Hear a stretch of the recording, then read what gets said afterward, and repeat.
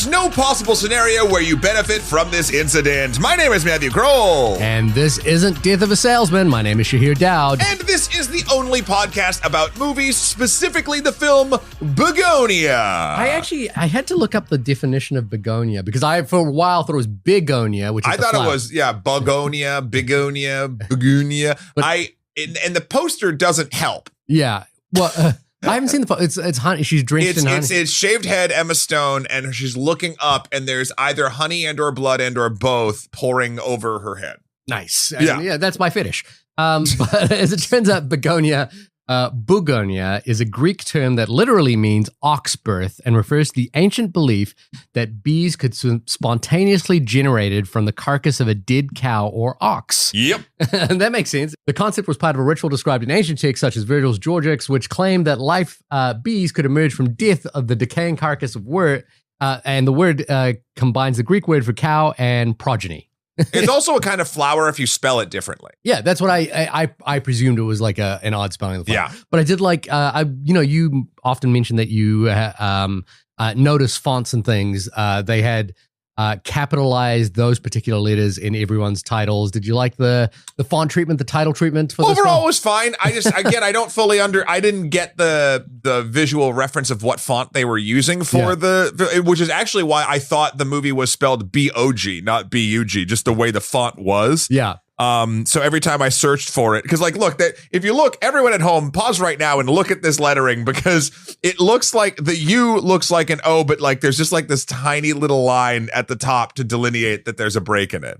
This is a fun fact to me, and I'm drawing this from Reddit, but it is a New Zealand designed font, a type designer by the name of Jason Churchwood.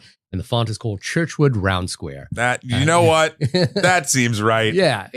Good for Yorgos Lanthimos. This is also the fifth Yorgos Lanthimos? No. We've done Lobster, The Favorite, Kinds of Kindness, Poor Thing. Yeah, the fifth one. This will be the fifth one. Is this the director we've done the most of? Denis Villeneuve was up there for a while. I think it's between those two dudes at this point. Email us in onlymoviepodcast@gmail.com if you know if this is the director we've done the most films for. Yeah, that would be interesting.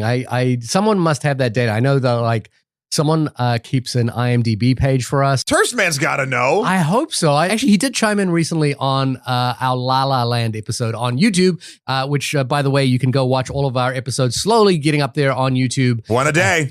There was a fantastic episode on La La Land where you re-sang the opening of that film. That's right. Which I believe Turstman commented on about how it brings him joy to this day. That's good. Yeah, please go sub hey you, friend of the show. Maybe you've never emailed in. Maybe you just hang out and either love or hate us. Either way, please go give us your sweet, sweet engagement and subscribe over on the YouTube channel. We're trying an experiment over there. And every day there is a new older episode uploaded. And eventually there will be a giant playlist. So if you wanted, you could just leave us running for the end till the end of time. I mean, it's 500 and something episodes. Yeah. 500. Well, this is 537, I think. 537 maybe this is 6. I don't quite know. It'll say in whatever you read on this episode title is the correct number of episodes that we've done. What's wild is I try to do a celebratory episode every 50. Yeah. And it's it always catches up on me way quicker than I think. Yeah. It's we're almost at 550. No, we are past 550, by the way. Are we? Yeah, we're at 556. Oh, so this is 557. No, wait a minute. What are you looking at? Matthew Kroll.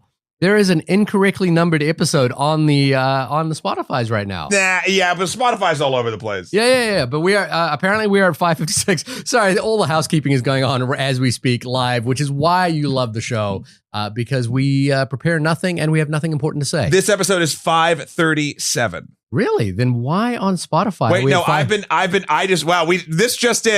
mislabeling the last 4 episodes as 30s instead of 50s. Okay. So I will go back and fix that today. Yeah. It starts with Prime Minister. Okay. Yep, I'm looking at it right now. It all makes sense. If there was ever an example of our glaring incompetence, it is the fact that we do not know how numbers work. Actually, this is decent. What is happening? I'll figure it out. We'll figure it out. Thank you, everyone who listens in and emails us in at Only Movie Podcast. Prashant, who emailed us in about our Frankenstein episode, prompted a lot of information in our Frankenstein episode. Followed up with that email. There was a part of Prashant's email that I actually had left out just because it was kind of more of a review. But Prashant emails back saying, having just rewatched the movie, I can definitely say I appreciate it a lot more as a Guillermo del Toro film rather than an adaptation of the Shelley novel. I quite appreciated the bit where Matt and Shahir talked about the creation versus nature, nurturance, and the fact that the latter is not exclusive to women. Socially reproductive care is feminized because it's considered less valuable. The same goes for invisible work of repair and maintenance. Just FYI, Prashant is a PhD in Germany, I believe. I could be wrong. Maybe Switzerland, somewhere in Europe. Speaking of which, I would like to humbly add Frankenstein's monster from Stephen Sommers' 2004's Van Helsing as a fascinating adaptation of the source material. Spoilers from a film over 20 years ago. To my knowledge, this is the only adaptation where the creature is not forsaken by Victor, who himself was tricked and funded by a shady benefactor, Dracula, and considers Victor his father, a sentiment that is actually well earned in the film. Besides, it's also a fascinating creature design, the exposed skull, the electric currents, then the hydraulic legs. Take care. It has been forever since Van Helsing came out. I think we should rewatch Van Helsing. I just was recently at the Museum of Pop Culture in Seattle, and I saw the Van Helsing, like the crossbow, the repeater crossbow. Okay. Which is just a gorgeous prop. Okay. It's insanely intricate. Yeah. And I remember having, I think, Van Helsing on VHS and like liking it as a child. I could not tell you a single thing about it other than that repeater crossbow. That movie came out in 2004. Were you a child? It feels like I was a child. Maybe I didn't have. Maybe I had a VHS. Yeah, no, I had a DVD. In 2004? 2004, I'd have DVDs. Yeah. I don't know. Maybe I'm thinking of a different movie. Who knows? Yeah. Well, you're not mistaken, which is that there are 400 adaptations, apparently, of the Frankenstein monster in some way. And the filmmaker who we are discussing today has made arguably one of the best ones, Sure. Poor Things, which is a film that, if you recall in that episode, by the way, go back and listen to our Frankenstein episode. It's a good one. I mentioned the fact that I did a deep dive in Frankenstein lore and watched 4 Frankenstein movies plus read the book. And in that episode, I did not mention the fact that one of the best Frankenstein adaptations or sort of side adaptations was Yorgos Lanthimos' Poor Things, which is an adaptation of a book by, bringing it up now, Alasdair Gray. And it would be fascinating to go back and rewatch Guillermo del Toro's with Poor Things in mind, because the thing that I think every Frankenstein adaptation is missing out on is how does Frankenstein get freaky? And that's what Poor Things is about. I guess. I guess that's what it's about. That's what I remember about it. Okay. All right. When we talked about Kinds of Kindness, I think I actually listened to that episode because I was like, what did I think about Kinds of Kindness? Because I remember liking it. Problem with Kinds of Kindness, and I love that movie, was that it's 3 movies. And I was like, which one did I respond to more? How did I kind of like feel about the whole text as a body of work? But my big takeaway was that Yorgos Lanthimos is a freaky little freak boy, and I'm here for it. I do remember that was kind of the thing that you latched onto. It's what I latch onto all the time. Yeah. Well, I mean, but then I guess we're in your happy place again. I feel like anytime anyone can out freak me in a movie, I'm like all for it. So what did you know going into this thing, if anything at all? I did not know anything about the movie. I know it is a remake of a Korean film, Save the Green Planet. 2003? Yeah, which 1 year before Van Helsing. Yeah, but apparently I owned it on VHS. I watched it all the time. I have a cassette tape recording of it. Yeah. I have not seen Save the Green Planet, but I recall that being I TA'd a Korean cinema course, and I remember earlier than this, but I remember when Save the Green Planet came out, that was a big movie that everyone was talking about in that circle. Yeah. Now, it is not a big movie outside of that circle in terms of people talking about it. One person who loves that movie is Ari Aster, who has talked about that movie ad nauseum, and I believe him and his partner were producing this adaptation. At one point, Ari Aster was slated to direct it, but then pulled out at some point and became a producer on the film instead.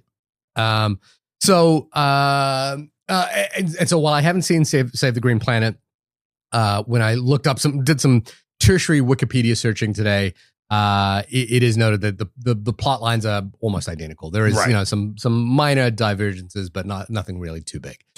Well, I mean, I guess I should explain what exactly Bugonia is about in the only way we know possible due to our galactic overlords, and that would be their names obviously being the Internet Movie Database.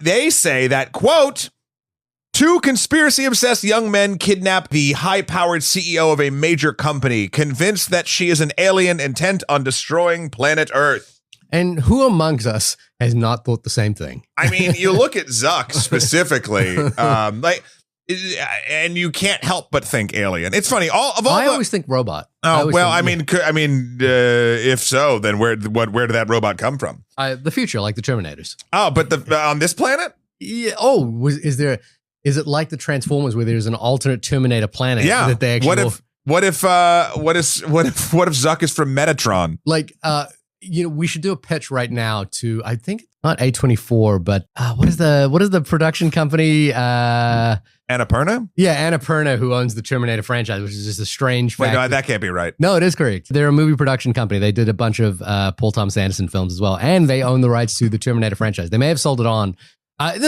Fun side fact is David Ellison, who runs Skydance, is the son of Larry Ellison, who founded Oracle and is about to own potentially TikTok. But David Ellison's sister, who is another Ellison, whose name I cannot recall at the right now, runs Annapurna, which is the sort of flip side to Skydance, which is that they fund primarily, they do have games, but they also fund indie features as well. And they own Terminator, of all things.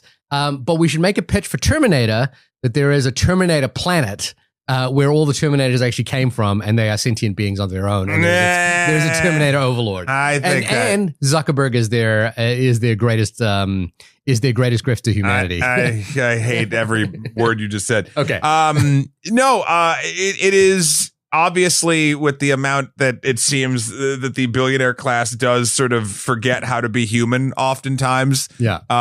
This movie is Bugonia is something that is speaking to a specific tinfoil hat esque movement that seems to be going on in the edges of society for whatever different reasons. I think in the case of Save the Green Planet, it's funny how, I'm thinking back to the Richard Donner film Conspiracy Theory with Mel Gibson, right? Do you remember that movie? Mel Gibson and Julia Roberts. And the idea of people on the fringes of society was that they were sort of tinfoil hat wearing individuals, and that the thing that was ruining our lives ultimately for conspiracy theorists was that aliens were among us. That's probably where Save the Green Planet came from now.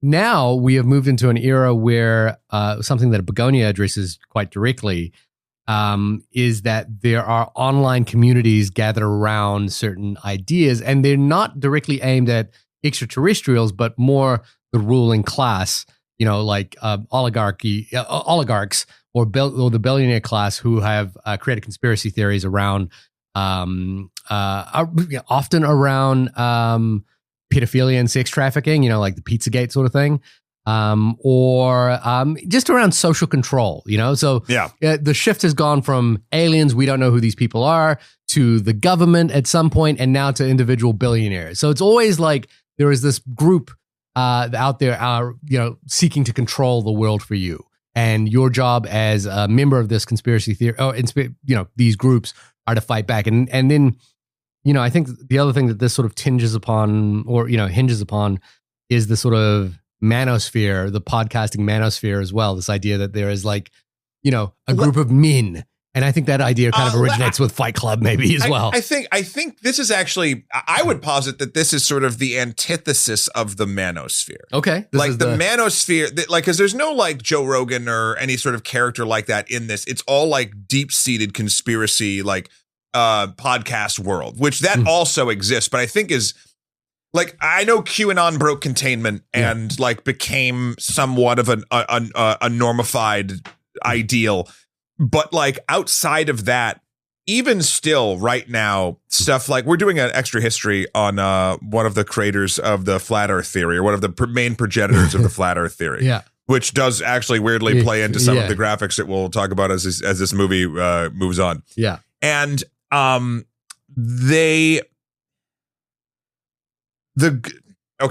even back up. Let's there's some interesting stuff, and I hope I'm not butchering this from the episode. And if I am, just go watch the Extra History episode when it drops, and it'll be all correct there. But essentially, a lot of conspiracy theory comes from the days of essentially when edutainment was born. You used to be able to just tour as a lecturer, which I guess you still can today, but they'd have you at like colleges and things to discuss like unproven things that aren't quite like, it was before like science was codified, right? Yeah. So you could just be a gentleman scholar who is well known and could speak very good and basically move around and say whatever you wanted. And the draw of these things started with like, well, everyone at the time when Flat Earth was sort of being pushed knew even before, like centuries before, that the Earth had been proven to be round. Okay. But wouldn't you want to pay like a sixpence to go listen to some quack try to convince you otherwise? Like it was almost like a joke that you'd go do it. Yeah. And inevitably that sort of leads to like people getting notoriety, and you can, if you're a smart enough person and a smooth enough talker, you can kind of move around in circles like that. And so that's sort of how these conspiracy theories grow. I feel like with the manosphere in particular, and let's even go QAnon and the manosphere, they're both preying on the same type of person that might have different proclivities. Like, I feel like the playbook is the same, even if it's a subconscious one. And that is, your life is fucked. There's a group that's fucking you. Here's the real truth. Mm-hmm. And this movie does a very good job at sort of fielding that particular sentiment for the two main characters, really the main character of Teddy, but also of Dawn, played by Jesse Plemons and Aiden Delbus.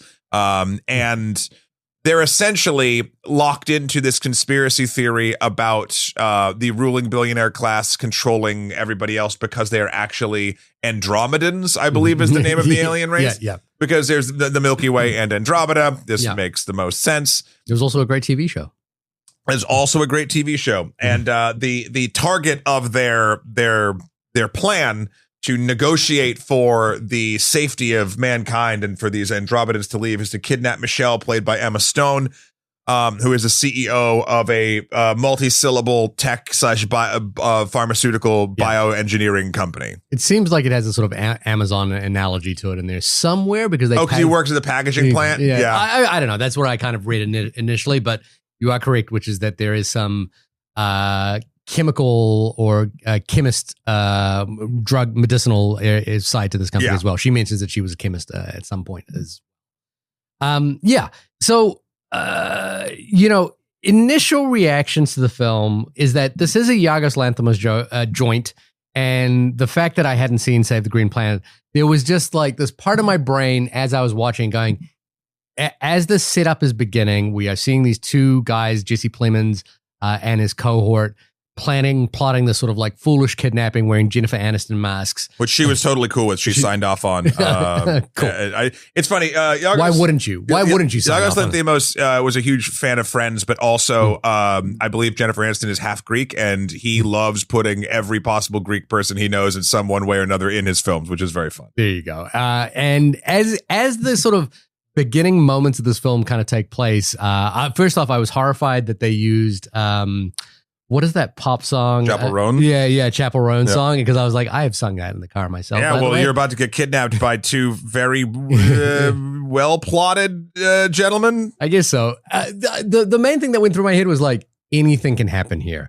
And as soon as he started revealing his plot of, you are an Andromeda alien that is going to use your communications to get us up to the planet Andromeda so we can save humanity, I was like, there is a non-zero chance that is actually the plot of this movie, and that at some point Emma Stone's character Michelle will be a Andromeda alien. We'll get into, I think, spoilers a little bit sooner in this one rather than later. But the interesting thing about seeing Yorgos Lanthimos movie, or Lanthimos, I never say it correctly. I never say it correctly. Yeah. But his films in particular, if you know him as a director and you've done 5 episodes, some of them misnumbered, about his films, you'll kind of it doesn't ruin it by any means of the imagination, but you're like, oh, well, I mean, this is probably going to be this, right? Like, because you know his proclivities and you know, like, I can only imagine someone who isn't as familiar with his filmography going into this movie and then having some certain things be like, what the fuck? Yeah. Like, and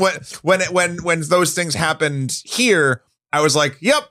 I was happy. I just, it didn't have that like, you know, neck snap sort of like, Hur? There's a moment at the end of this film. Now, I will, you know, really point that out that this is the same ending as the Korean film. So there was a moment at the end of this film where you could just hear the sort of like slow build of applause in my audience, like, you know, just the actual like, oh God, I can't believe they're doing this. Oh God, it is actually true. Oh God, and then it just kind of keeps going, and then it kind of gives way to the fact that like this is meant to be a joke. But in the sort of the thing that I sort of equated it to is like really remove step back examination of humanity that Lanthimos is really good at, which is that we are all knuckleheads. It's the same humor, air quotes, as Poor Things. Like it really is that sort of like you pull back from a situation far enough and anything, no matter how serious it is farcical. Yeah. And like because the way that we deal with things, if you sort of take away either logic or emotion, becomes like, and then you got to like put the judgment of that back in. You're like, what? Yeah. Like, yeah. And there's an observational quality to it as well, which is that he is allowing us a kind of like opportunity to stand back and watch this from like 100 feet away. Or even, 1,000 feet away. And it feels absurd in that sense that like, aren't human being silly? And I think that is actually really needed in some of the grislier scenes of this movie, because a lot of this movie takes place inside the confines of a locked basement where Emma Stone's character is being tortured ostensibly for long periods of time. But because the film has that sort of like bigger view, like further back from where this is happening, that often plays as funny, and it often plays as like, how is she gonna maneuver out of this situation right now? It's not played as like a torture movie. Yeah, I'll go into full-blown spoilers right now, and I know we're a little bit early in the show to do that, but I think it's important to discuss sort of the themes of the film. So if you haven't seen Bugonia yet, please go. I loved it, by the way. Watch it. I did too. I had a great time. I had so much fun with this movie, and I got to be honest, I knew nothing about it other than Yorgos directed it, and Emma Stone was in it, and the poster turned me off to it entirely. Really? So I came in like sort of okay. I'll talk about my biases real quick and how I should ignore them oftentimes. Essentially, I was like, oh, this is the third one he and Emma are working together on. They're getting progressively weirder. Yeah. Like, are they just like doing exactly the thing that like, and maybe this is also true, but like I almost, after seeing the poster and the shaved head, which I considered like almost like a gimmick kind of thing, because I'd heard, and there's nothing wrong with it, even if it is. I don't think it particularly is for this film, but like there was a thing like you could shave your head at the LA premiere and get in for free. Oh yeah. And which is again totally fine. Like it doesn't matter. I think they did offer people skull caps.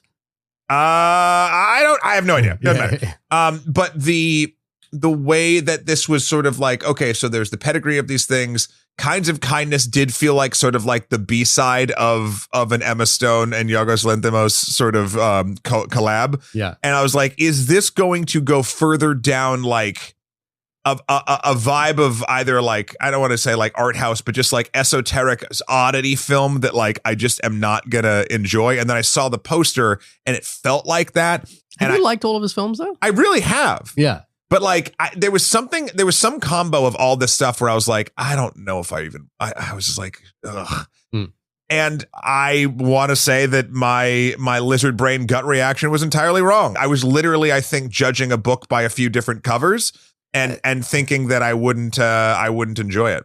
But just to jump in there, but you are an informed viewer in this situation as well. But I knew nothing about the film. But that doesn't matter. You've seen, we've had long discussions about his work. I know. Yeah. I the only thing I can equate it to is the poster completely turned me off to it. Okay. And I was like, okay. Yeah. And that was stupid of me. I'm sort of being honest with my like why ever I had that gut reaction. I do not know.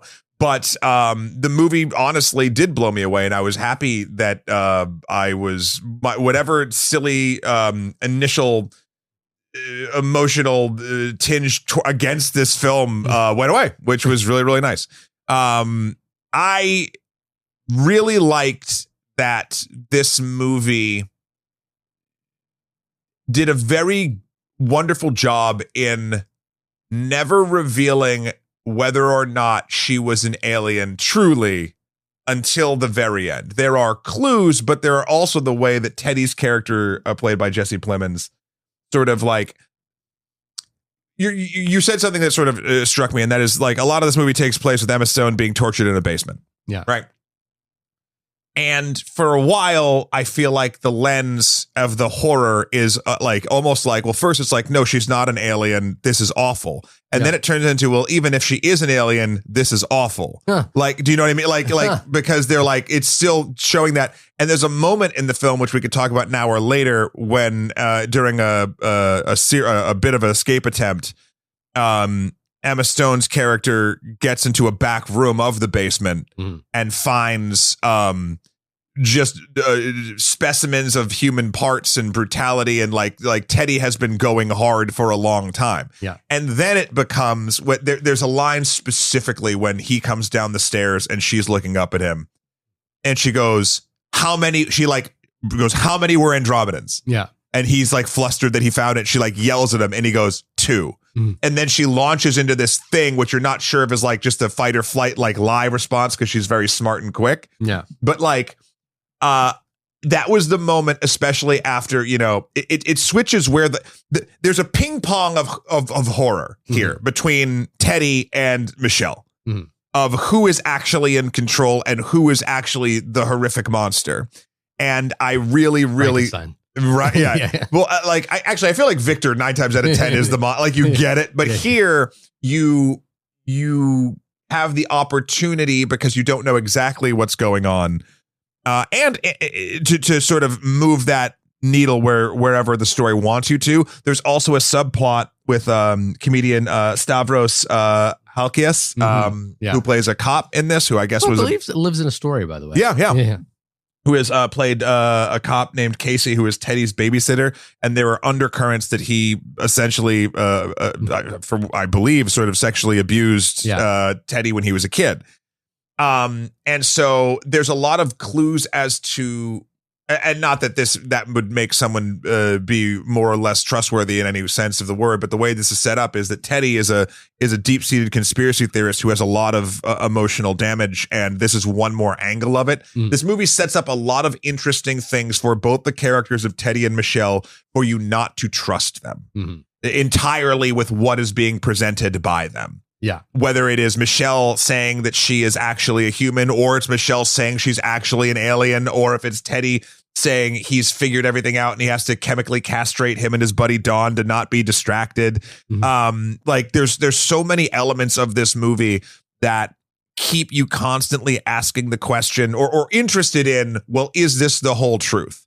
And I really love that element of discovery and suspense, even if having understood this gentleman's filmography, I kind of did see the end coming a mile away, but it was a really fun journey to get there, if that makes sense. Yeah, so it's interesting. I again, having not seen Save the Green Planet, was really firmly on the train that I didn't feel that the movie, for me, revealed its hand about who Emma Stone was until, and we're in full-blown spoilers now, until the ambulance. Like, until the ambulance scene, I was like... Yeah, that's when it's, like, official. Yeah. And until then, I was like, oh, she is just really good at manipulating this person, which is actually what makes him an interesting character, is that he's easily manipulatable. And we see flashbacks to his mother's sort of seemingly dreamlike chemotherapy scenario played by Alicia Silverstone. And we kind of see the sort of setting stage for how he kind of leads to where he is. I do want to shout out Alden Delbas. Does such a wonderful job of being like heartwarming and sad at the same time. He really reminds me of Mike from American Movie. Do you remember? Yeah, remember American Movie? He's just this guy who's like ride or die, but always there, but also like, oh, we got to be gentle with Don a little bit, like he is fragile at some points.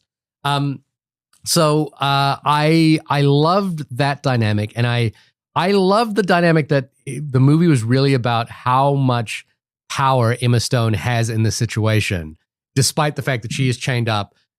She lays it out right at the beginning, which is like, it's like kidnapping the governor, except worse. I hold a lot of authority here. There will be a statewide convergence of resources that will eventually lead to your imprisonment, and there's nothing you can do about it. I can help you in here, but once we get outside, there's nothing I can do to help you. And the thing about it is we through the course of the film have come to know and understand that is actually the case. Mm-hmm. Like she is that powerful in the scenario. So I found that the movie really worked well for me in terms of that. There were moments where I kind of wondered about the pacing of the movie, in so much as we spend a lot of time with Jesse Plemons' character Teddy sort of maneuvering around his life outside of the kidnapping.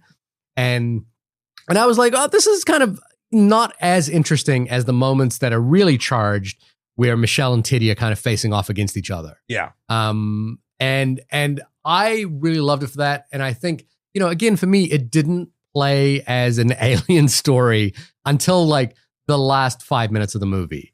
And in the last 5 minutes of the movie, I was like, it's not only an alien, it's not even really an alien story.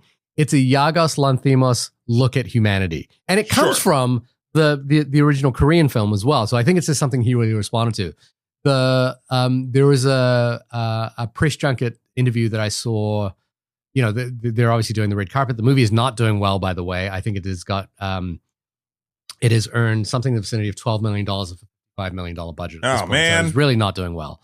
But I think it's a fun time at the movies as well. So it's one of those situations where I was like, I really want you to go out and see this movie. And I even immediately sent it to a few people I know who I wouldn't normally recommend movies to.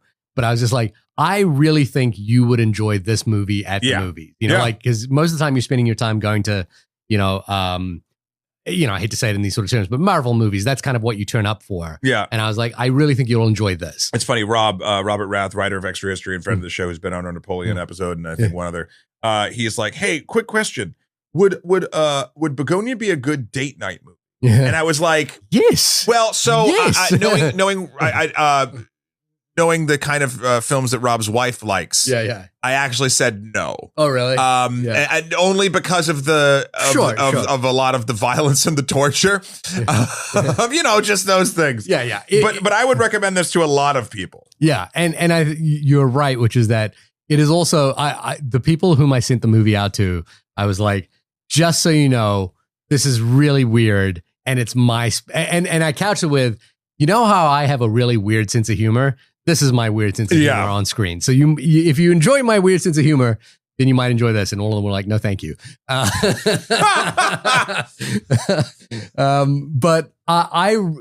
so again, I like that sort of like 4,000 foot view of humanity that is on display at the end of the movie. And as I was kind of saying, there was a press junket where someone asked Jesse Plemons, like, what kind of movie would you like to see Yorgos Lanthimos do? And he was like, well, I don't know. I really would like to see him do like a comedy, like a straight comedy. And Emma Stone, jumps in right away with, I think if you talk to Yorgos Lanthimos, he would tell you every movie he's made is a comedy. And it's very much a broad slapstick comedy that he makes in every case, even in the case of like The Favorite or Dogtooth or, The Lobster, Kinds of Kindness. These are all comedies in his eyes. And they're the kind of weird sensibility that he has. So I found the movie really speaks that particular strand of hair that I have, like that particular aerial. That's the idea that they have here, right? Is your hair is your aerial.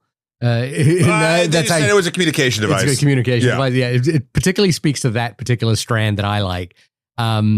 So I loved it for all those reasons. Now, is it the most unique of his? Like the other thing I've heard Yorgos Lanthimos sort of talk about, and maybe this, we'll kind of feel this throughout the movie, is that, he's been on a tear recently. He's made a lot of movies recently. And Kinds of Kindness is 3 movies packed into one, that he's kind of take a little bit of a break now. And I wonder if this movie, Bugonia, is sort of demonstrating just a little bit of a repetitiveness or a sense that like there's an expectation now into what a Yorgos Lanthimos movie is. And where they're a little bit of time away, a little bit of time to like reflect or to, like reconfigure might give him an opportunity to come back with something that's really different or strange or outrageous or whatever it is. It's funny because I think, to me, The Favorite is his most accessible movie. Yes, it's the most weirdly, I'll say, grounded. It's grounded. It's also like prestige, like it's kind of like it's got the sort of classic, not swords and sandals, but like I would then Victorian era kind of prestige to it. And then I would also say up till the end of this film, Bugonia is his second most grounded. I think I'm thinking about that. I know it's because they do. Okay. If you're using the word grounded, yes, 100%. Yeah. Right. Like I'm not saying realistic. I'm just saying like in a. I was thinking of accessibility for the audience. Yeah. Well, sure. I mean, that's kind of what I'm leaning at. Yeah. Which is, I wonder. I just don't. I wonder why this movie isn't doing well, and I don't think it's. I truly don't believe, and maybe this is my again, bias is showing, but I don't think the majority of people that are going to see movies are like actively following, like, well, maybe actually in theaters these days they are, but like how to make a film a crucial success, they're not like actively following like directors like Yorgos Lanthimos. So like, I don't think like the audience is getting burnt out on him. I got to figure out why. I did have such a visceral reaction to the imagery of the marketing campaign of this that I was just like, ew, no. And like, I'm wondering if I'm not alone in that. Like, I don't think it's a great image. Like, I think it's artistically like interesting. Yeah. But like that to me, like, I've never been one where I see a movie poster and think, gross, I want to see that. Yeah. Do you know what I mean? And it also like doesn't say a thing about what the movie is. And I like your site, Shahir is now cycling through images on, I believe, Internet Movie Database. The poster is the only image I see. I didn't even know Jesse Plemons was in this. Right. So it was a welcome surprise when I saw him as well. Yeah. But again, from the beginning of this movie, it is clear that like this is going to be a well-crafted, cared about, and intricate sort of character piece that's going to happen in a world that is both sadly all too real and fantastical. Yeah. And I think that I don't know. I don't even think I saw a trailer for this movie. Yeah, I didn't. Well, obviously, I know you don't watch trailers. I didn't watch a trailer, but I can, like there's a. I'm trying to unpack the aesthetics of art house marketing at this point, and like thinking back to you don't have them on the wall now, but like a poster for the movie Moonlight, for example, or like one of the most abstract movie posters. But maybe I can circle this back into a peripheral conversation that I had with a friend of mine yesterday. A friend of mine, I'll say his name, Nigel, who I made those music videos with. We chat all the time. What up, Nigel? He and I were chatting, and he and I are kind of going through the same thing right now, which is that our kids are older. His kids are older than mine. And so now we can start introducing them to movies and, like going through things. And there was a couple of observations made during that call. First one, which is just incidentally fun, is that movies are not considered screen time by several parents. Like, interesting. Screen time is kind of like screen time is your phone, laptop, YouTube, Roblox, Minecraft. That is considered screen time now. A movie, because it's much more of a passive, like I have to sit down and watch and be uninterrupted for 2.5 hours or whatever it is not seen as screen time, because I guess screen time now is divided into active versus passive viewing. And active viewing, like you're swiping on YouTube Kids or whatever, or Instagram. It's so funny. I would define, and I don't know what the actual technical thing is. I would flip those, because passive viewing is something that you can do other second screen bullshit during. But the physical act of like, my brain is bored now, I will flick the channel. You know what I mean? That's the active part. You're right in that the passive, I guess the only active thing you can do with the film is to turn it off. Yeah, or walk away, or be on your phone at the same time, the second screen kind of thing. Yeah. Anyway, that's one thing. The second thing, I guess there were three parts of this conversation. The second thing that we both noted, Nigel and I, was that when we were growing up watching movies, like we were talking about the time we saw the Terminators or what's something really violent that we watched that we should, like even watching Predator for the first time. I know your experience was different with Predator, but we noted, both of us, that like our parents didn't know what we were watching. Like, sure, you know, and that's our parents, because what we were talking about in this situation, and I swear this will eventually come back to Bugonia. I have a tangent before you do that too, but with something that you're seriously. Yeah, I'm gonna leave. We'll get there. We'll get there. Trust us. You've been with us for 557 or 537 episodes, so just trust us now. I'm gonna get to Bugonia on this idea. But like our parents in our generation, we're Gen X or Z or we're more millennials. We're old. We're the world's oldest millennials. Yeah, we're old people.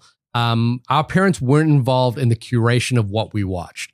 And we are, as parents now, more involved in the curation of what we watch because of the first thing that I said, which is that movies are not considered like you go off and watch this on your own. Movies are, let's watch this together kind of thing. Now, I know you had a slightly different experience in that regard, but... Well, no, but it's so funny. I agree with you mostly. I disagree with you on some things, but then I just counteracted what I disagree with you on via my own experience, being my father with the movie Predator. Yeah. We did rent it and we did sit down together and we did do it. And my initial gut reaction was like, well, no, we didn't really do that. But in that particular case, for movies like Terminator and Predator, my parents did do that. Yeah. And I think it's because but it's so funny because both of my parents are not movie people. They're not media people. Yeah. And I don't know if that's why I gravitated toward it so hard, because it was the thing that wasn't. Like, if anything, my dad was like super sports guy and like really active and all that. And I just did not go towards that.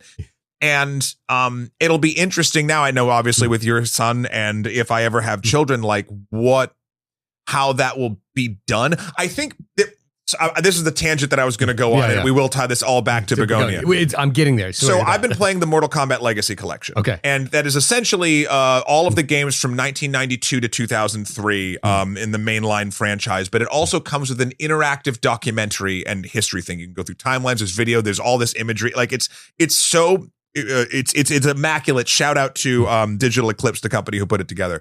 But I've been watching all of this history of Mortal Kombat, and I just got to, beyond the development and beyond all that stuff, the outrage. Yeah. How Mortal Kombat was put in front of Congress, and Lieberman and a few others were like, how they described the game and everything. And how that led to the government saying to the video game industry, you need to fucking regulate yourselves or we're going to. And then they came up with the ESRB, and it's been okay overall ever since. There's some stuff going on right now.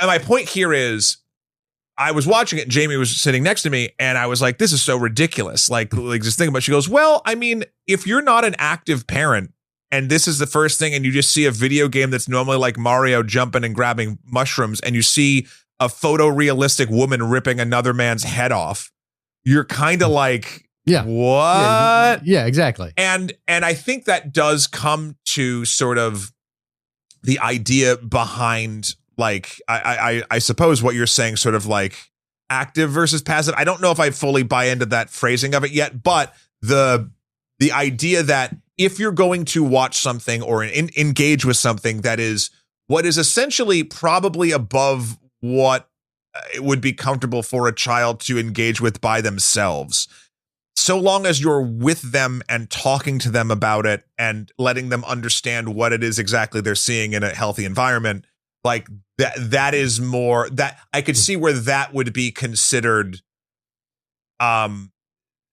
I keep wanting to call it active because you're actively engaged, like your brain and your discuss. Maybe when you're watching it, it is inactive, right? It's not like you're saying active screen time is when you're flipping through. But then afterward, I wonder if what I think is needs to be like a combination. Like you just, let's pretend that you just showed your son Predator. Yeah. Right.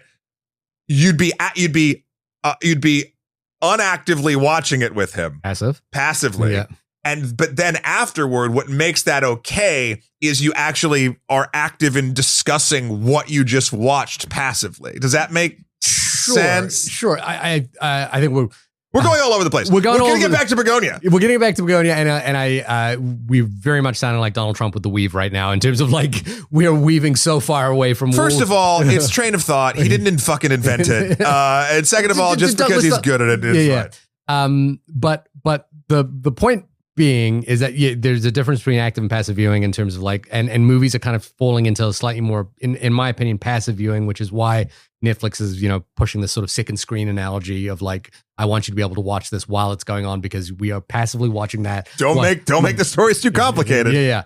And so, and so what Nigel and myself are doing are kind of curating lists of movies that we would watch with our kids. And I noted as we were curating that list, which kind of featured things, the typical things like Indiana Jones, Back to the Future, The Terminators, Predators, all that sort of stuff. I was like, these are all movies really designed around spectacle. And one thing I sort of thought about was that as I was growing up, there were movies that came at us that were not about spectacle. And I was like, a really important movie going experience for me, which I would have watched on VHS tape before, because I remember watching in Fiji. So it was before I was 10 years old, was watching Dead Poet Society. And I remember that movie really moving me. At what age? It would have been like 8 or 9 or something like that, And seems unique. That seems like perhaps, but there was also less, there was less Masters of the Universe around. There was 1,000%. Yeah. I'm saying, I wonder.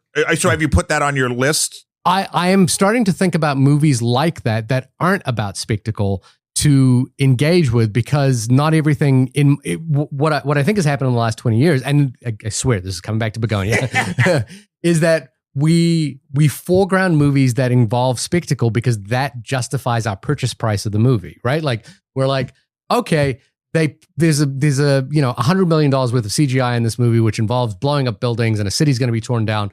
Therefore, my $20 that I've put down to pay for this movie is justified. And what I'm saying is Bugonia does not have any of that. It is a $55 million movie, which is a mid-range movie that involves like two people essentially talking for 2 hours, right? And its bigger, grander ideas are pretty, insignificant in this compared to the scale of other movies that we're talking about. And my point being is that, in regards to why this movie is perhaps underperforming or why the poster may have turned you off and that sort of thing, is that they're not selling the spectacle. They're not selling the idea. They're selling what they want to suggest to you is that this is a movie that is like full of oddball ideas. No, I disagree with. I don't think that's the case. Okay. There's plenty of films that have beautiful or odd posters and things that you don't get. It's not like based pure on spectacle that do work. I just don't think that for whatever reason, I looked at this poster and it wasn't like, oh, this is icky. It's icky. Yeah, it makes you uncomfortable. Like, here's another thing. Did the poster make you uncomfortable? No, I just didn't like it. Like, right. like I wasn't like, ew, gross. Like in a way, like, oh, I can't look at this. I looked at it. I was like, I believe my first instinct was, I don't want to watch that. Right. And I don't know, like, I don't know why. It could be a whole bunch of different reasons, but I'm wondering, like, I agree with you on the general moviegoer going to the film movies to justify the price seems like spectacle is the thing. Yeah, but I don't think that's this movie's problem. I think it is more of a generalized marketing problem than that poster doesn't show spectacle. Okay. Case in point, Weapons.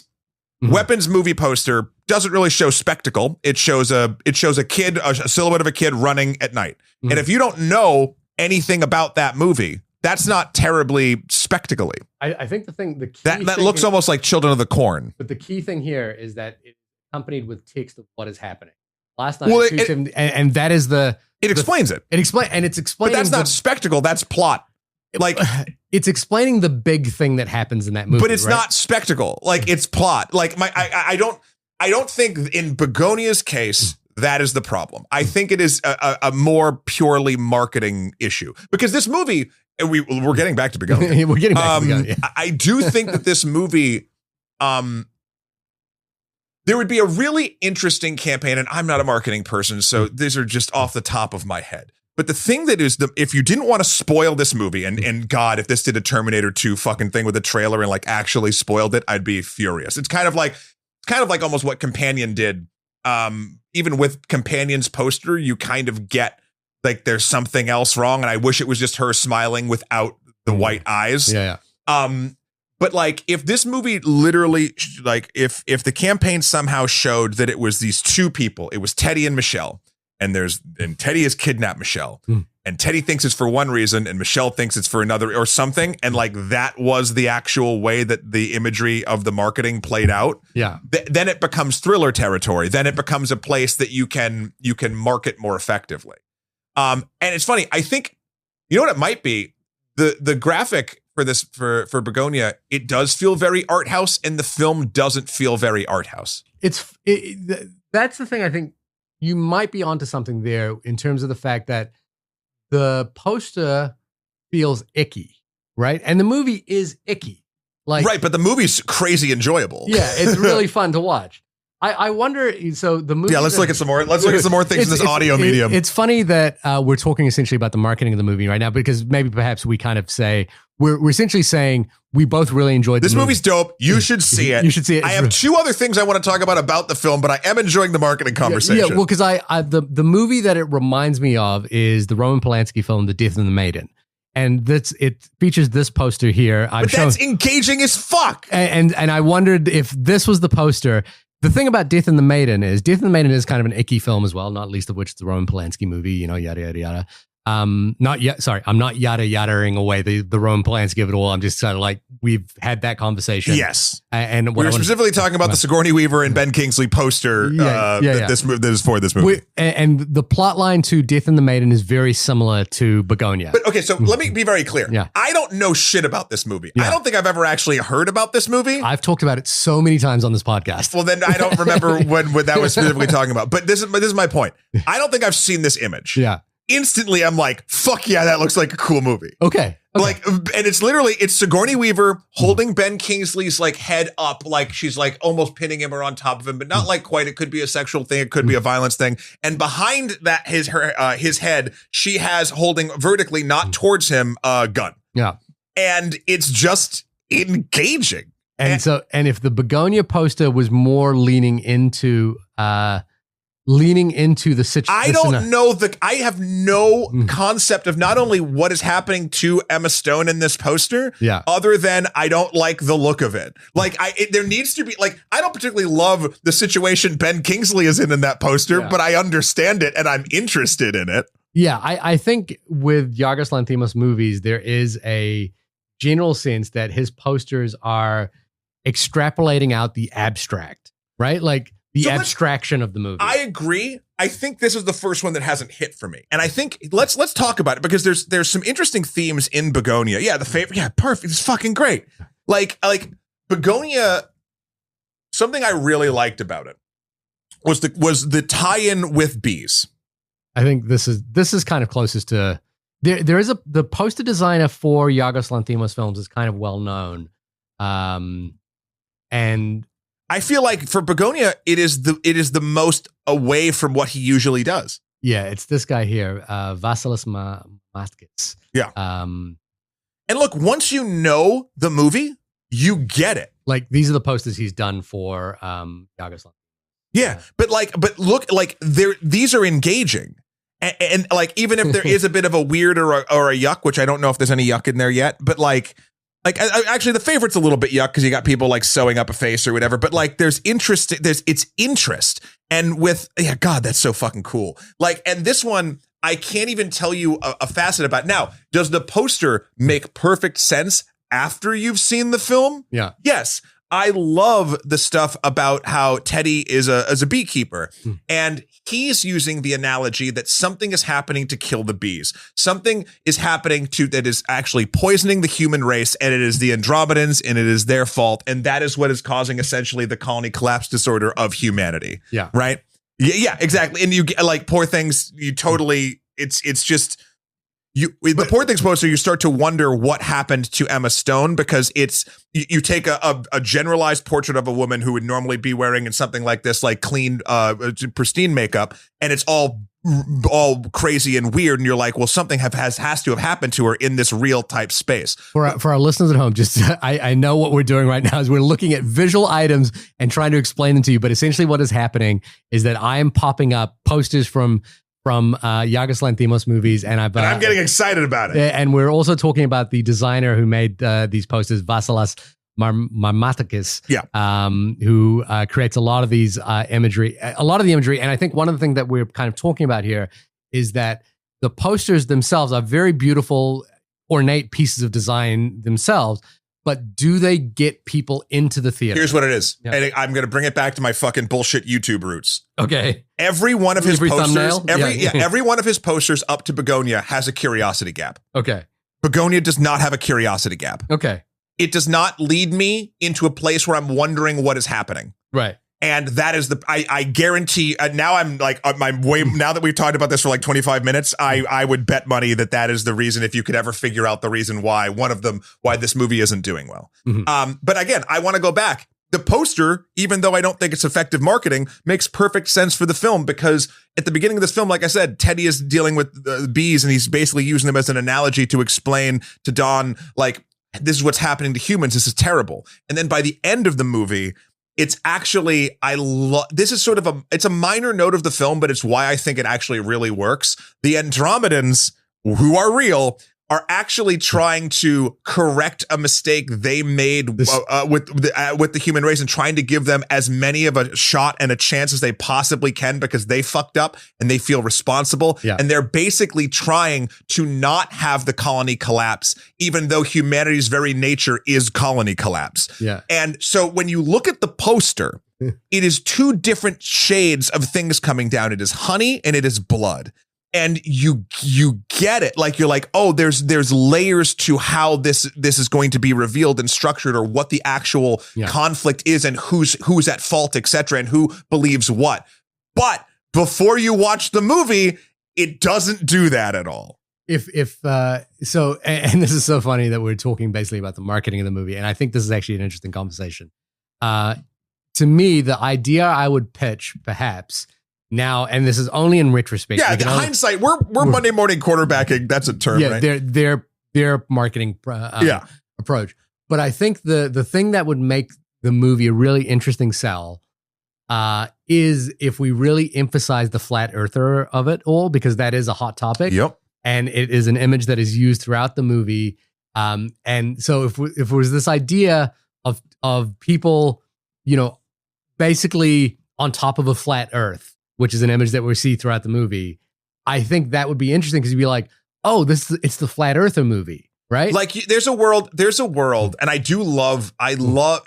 So I think that'd be more effective. You'd also lose something in some of the reveals, because in the different chapters of it, you start seeing the Earth sort of turn. And I love the first time you see just the general shape of the globe, there's this tiny like white spot on it. You're like, what the fuck is that? And it slightly turns a little bit and it's bigger. And then finally you realize it's a bubble that has a crack over a flat Earth, and it's fucking perfect. Yeah. But the like, you could show like the tilted 45 degree of it, of sort of what almost looks like a flat Earth, and have Emma Stone and Jesse Plemons like sort of their faces looming over it. Yeah. And that would, even though it would give away a tiny sort of thing, or at least an idea of what's going on, it would at least invoke a conflict of like something's happening between these two people, and it's about conspiracy theory or a flat Earth. It's interesting, because I don't think Jesse Plemons' character ever talks about flat Earth theory. He does not. No, he does not. But the film kind of instigated. And I guess that's one thing that you could then talk about with the movie as well, in terms of its politics.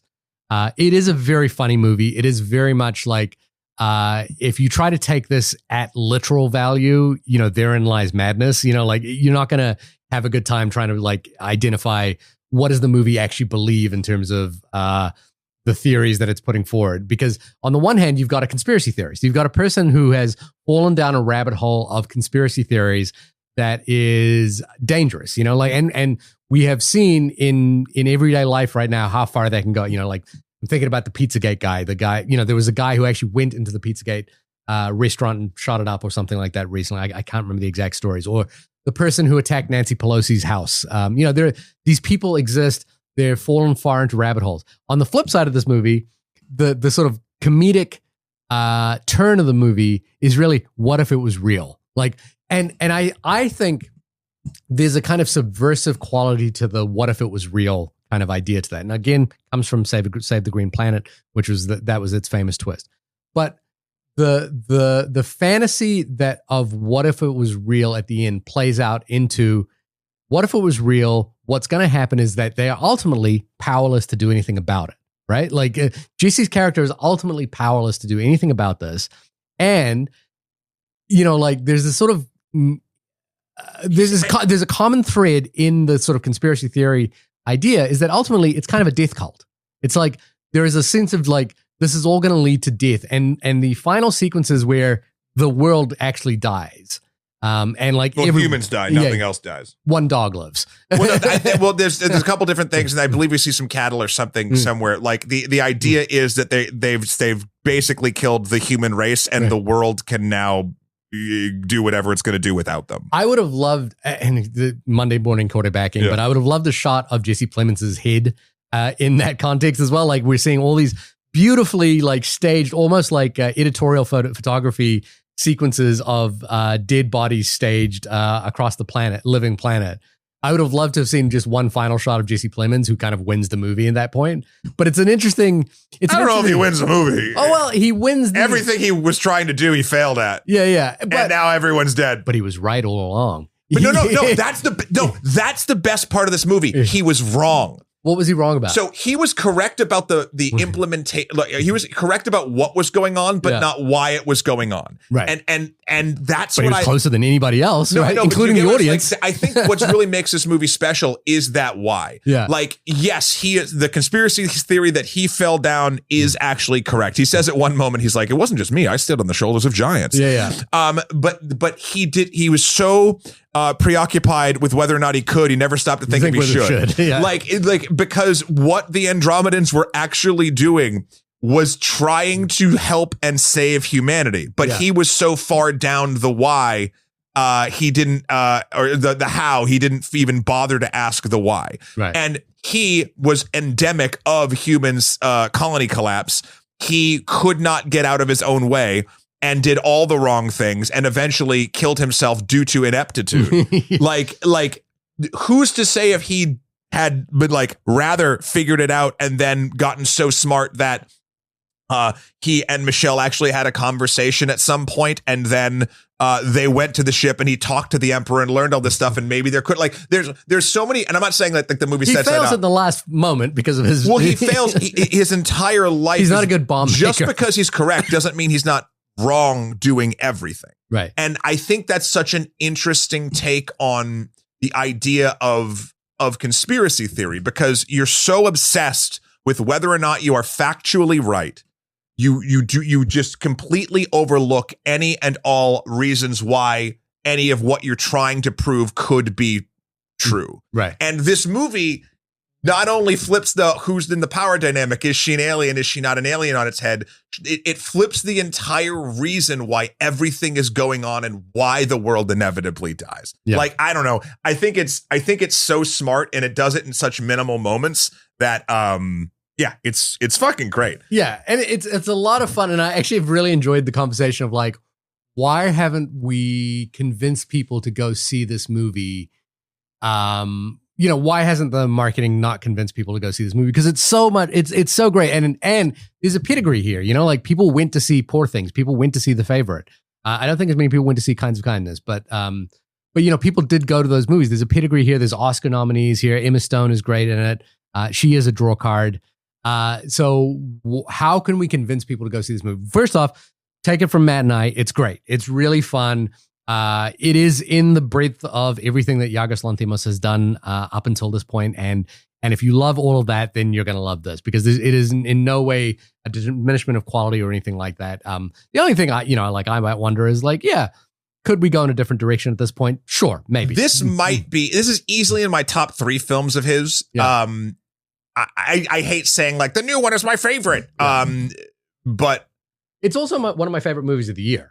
Yeah, it's great. Yeah, like it would be up there as one of my best. I'm curious how I will react to this movie later in life. Like I'll buy it on physical and then I'll just own it and watch it again in 6 months or something, and then I'll sort of get my full breath of it. But like, it's more than earned that. It's so good. I hope that it becomes, the idea of a cult classic is kind of weird these days. But I hope that it finds more life in different spaces. In the spectrum of the movies we've done this year, I think we started with, in terms of movies like this, there's Eddington, One Battle After Another, and this.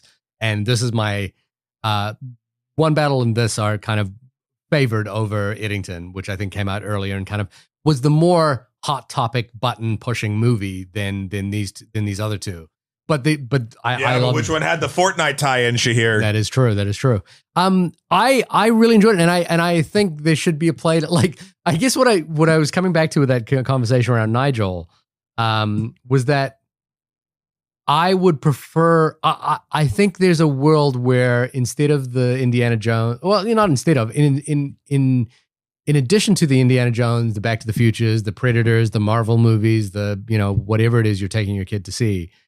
Throwing in things like this would be a really worthwhile exercise, and I wonder if we're neglecting that a little bit. I get what you're saying. Yeah, this has extreme violence and torture. Not to a 10-year-old, right? But like into the viewing cycles of movies that we take our kids to, like into our 14-year-olds or something like Maybe. that. This would be a movie to go. The shotgun blast to the face is pretty rough. I honestly, but my point being is that when I was 13, 14, I was watching movies unsupervised with extreme violence in it. And look how we turned out. Yeah.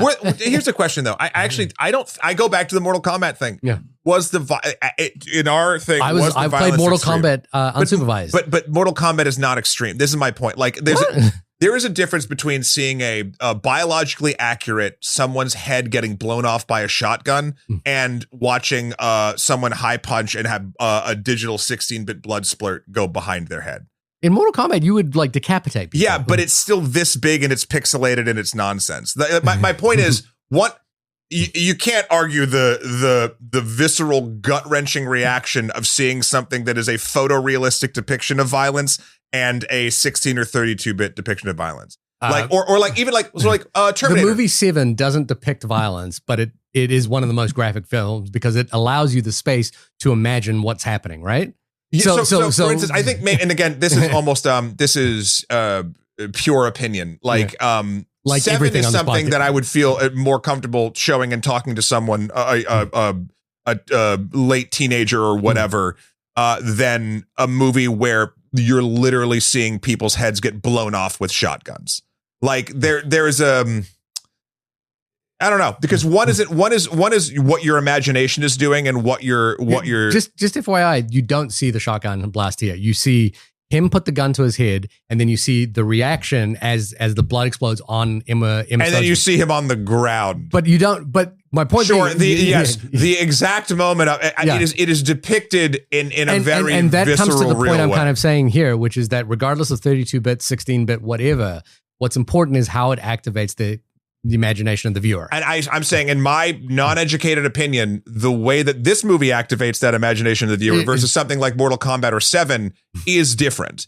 And there's ones that I am personally comfortable with and ones that I wouldn't be personally comfortable with. That's just sort of it's over to the parent. But also, I think it all gets back to like the conversation about what you are engaging with a younger person. It's so fascinating that we're talking about this movie, and I brought this up. You did this in terms of like whether you would show this to the kid. And my point is, like, I mean, you're the only one that's in the position to do it. Yeah, I wouldn't show this to a 10-year-old, and I wouldn't show this to my 10-year-old in particular. But for example, I have a friend who has a child that is the same age as mine who he showed Sinners. And to the extent, and that kid loved Sinners, although did dress up as Remick for Halloween. And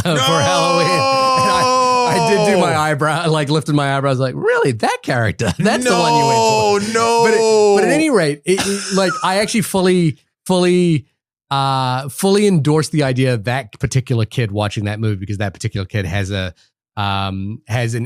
real interest and fascination in these types of movies, and doesn't just watch them as like, oh, that was cool, and watches them with like an interest, like more of an interest than my kid, for example, has for that sort of thing. So it is entirely dependent on the parent. My point being is that as a theater going experience, I think I've said this many times on the podcast, this is a really fun one. This is a really fun theater going experience. And you walk out of the movie on a high because of how fun it is. And it's one like I'm trying to think of examples, but I know either this year or last year, I've been in a movie where I've been like, yeah, this was great. And I walked out and everyone's like, what the fuck was that? Yeah. This is not that. Everyone really liked it. Everyone really walks out of the movie like on a high. And like, for me, it's kind of like The Substance in a way, which is like, I was just grinning ear to ear by the end of the movie. And it like speaks to that kind of like subversive quality of comedy that movies should be able to put, like the reason I like this is that I find, traditional comedies boring, like I generally find like, the sit up punchline joke where you kind of like know what the joke is going to be a little bit dull. So this one where you kind of don't expect where this is going to go, especially if you haven't watched a lot of Yorgos Lanthimos movies, is really fun to engage with. And also, I like it when a movie just kind of goes there and it goes there. And so I really had a good time with this. And I think my point of what we're sort of talking about is, regardless of the movie poster, I think this is a movie to recommend for people to go see. Yeah. And is it a date night movie? I'm like, depends on who you're dating. Depends on who you're dating, or who's dating you. But I think you're going to have a conversation about it. Even if they didn't like the movie, I don't think you're going to walk out of it going, I hated my time there and I hated having to have seen From a structural element, absolutely not. Depending on depending on what you enjoy watching in movies or your triggers and things like that, then that could price it to maybe. I think you will actually have a conversation about it. And it's funny. I watched Taxi Driver the other night, and there's a scene in there where Travis Bickle takes his date, the moonlighting actress who I've gone blank on right now, to a porn movie. And he just doesn't understand what it is he's showing her or why she would be offended by this. I was just sort of thinking about that, like in the situation you're describing of like taking someone to see Bugonia as a date night movie, they might be like, what the fuck? Like, who are you? Yeah. I don't think that it's ever going to happen with this movie. I think this is I do. I think really? It depends on the person. Every person is different. Not everyone's going to like this movie or especially want to be surprised by this movie. There's tons of people that will. I think it's a great movie. And I think overall, if you like cinema and you like the things that we've described, obviously. But I know a bunch of people that would watch this and be like, what the fuck? And not have a good time. Again, I think this movie has incredible value. And I wish a lot of those people could sort of see past that for whatever reason. But if you can't, you can't. I'm saying when recommending something like this, the person is important. I believe most people will like it. No, I'm like, go in, man. Right, well, enjoy it. There you go. Have a good time. This has been the only podcast about the film Bugonia. Shahir, when you are not being able to take 400 volts at a time, proving that you are of the empirical bloodline, where can folks find you? You can find my Andromeda strain at my website, suvanova.com. That's SUVANOVA.com. Matt, when you are turning the earth round and round, where can people find you? You can find me popping any bubble I can over at my websites, Extra Credits and Extra History over on the YouTube machine. Also, let's see. I was just on Sophia, friend of the show's RPG podcast, Roll with Difficulty. Yeah. Rolling with Difficulty. And we just did a game of Slug Blaster, and it was very, very fun. It's basically like a 90s arcade kid gets sucked into a video game RPG one shot. Okay. And it was very, very fun. Please go check that out. I believe it's called Jungle Jam. Yeah. It's Jungle Jam. It's fucking cool as hell. Please check that out. If you are enjoying actual plays, I believe it's only like, I think 2 or 3 hours. So you could leave it on the background while you're watching a movie. Or going on your phone. Yeah. Next week, there's a lot coming out. There's either Predator or Sentimental Values coming out. There's lots coming out. I did see, I can't wait to talk about it. I did see an early screening of Wake Up Dead Man. Oh, yeah, fun? Oh, shoot. I don't want to say anything yet. Making his own franchise. Remember, so Rian Johnson has made his own Star Wars. Yeah, me and Patrick went to the Museum of Moving Image and we saw, he was there. He did a Q&A afterward, which was really lovely. Nice. But yeah, so I'm psyched to talk about that eventually, but that's not for a bit. Yeah. So, we'll figure it out. Write us in onlymoviepodcast@gmail.com. Tell us what you're watching. Tell us what you'd like us to watch. Tell us what we should be watching instead. Recommend us movies that you don't think we should be watching. Recommend us different marketing campaigns you think we should be watching. Oh, movie posters out there. If you're a movie poster, pitch us your alternative. If you're a movie poster. If you're a movie poster designer. There we go. Pitch us your alternate movie poster. Yeah, that'd be fun. For Bugonia that you think would get butts and seats. And don't don't just be like, what is it, Emma Stone and JC Plemons like holding up Oscars or something like that. You know, like. You never know. Yeah. Who knows? All right, everybody. We'll talk to you later. Bye. Bye.